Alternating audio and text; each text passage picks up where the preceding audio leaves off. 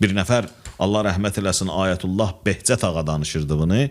Deyir, bir nəfər gedirdi həmişə Həzrət Əli əleyhissalamın ziyarətinə, yavaş-yavaş sözlərimi yekunlaşdırıram. Gedirdi Həzrət Əli əleyhissalamın ziyarətinə, həmişə belə şövqlə gedirdi, eşqlə gedirdi. Allah hamıya nəsib eləsin məsumların ziyarətin. Gedirdi, deyir, ziyarətinə. Bir nəfər də vardı, bunun yolunun üstündə qalırdı. Həmişə qapısından çıxıb oturardı. Görərdi ki, bu Əli əleyhissalamın dostlarındandır, Əhl-i Beyt aşiqlərindəndir. Belə demək olar ki, gün aşırı şövqlə gedir, Nəcəfdə yaşayır. Gedir Həzrətin ziyarətinə. Başlayırdı, bu nasibilərdən idi. Yəni, Əhl-i Beyti sevməyən insanlardan idi. Başlayırdı buna söz atmağa. Ki, bunun işi gücü qutarıb, hər gün gedir, qəbri ziyarət eləyir, filan eləyir, filan eləyir. Necə indi o söz atmırlar? Gedib, məsələn, zirehdən öpürsən, nə bilim, qəbri ziyarət eləyirsən, dəmirdən tutursan, qapıdan tutursan, filan tutursan. Deyir, bu da belə buna söz atdı. Axırda deyir, bu da dinmirdi. Gedib elə ağanı ziyarət eləyirdi, amma narahat olurdu. Axırda deyir, bəlkə narahat oldu. Çünki bu adam, bu Əhl-i Beyt dostuna axırda çox belə Həzrət Əli əleyhissalama qarşı cəsarət elədi. Dedi, o ağava deyərsən ki, məni öldürsün, əgər öldürməsə, mən səni öldürəcəm.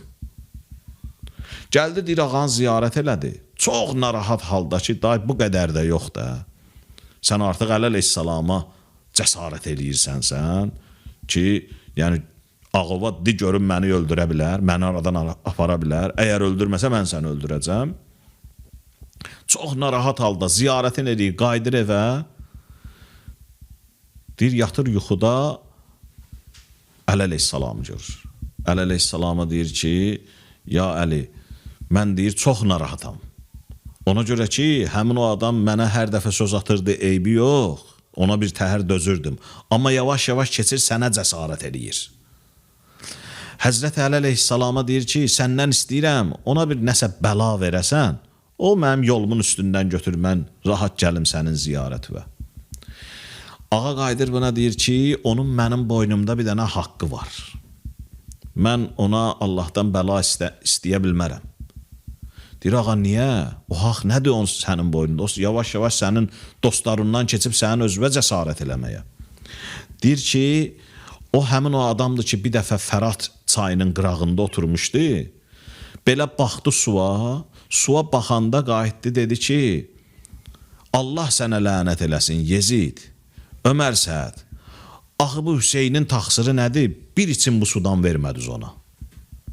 Su da yad elədi, İmam Hüseyni də yad elədi.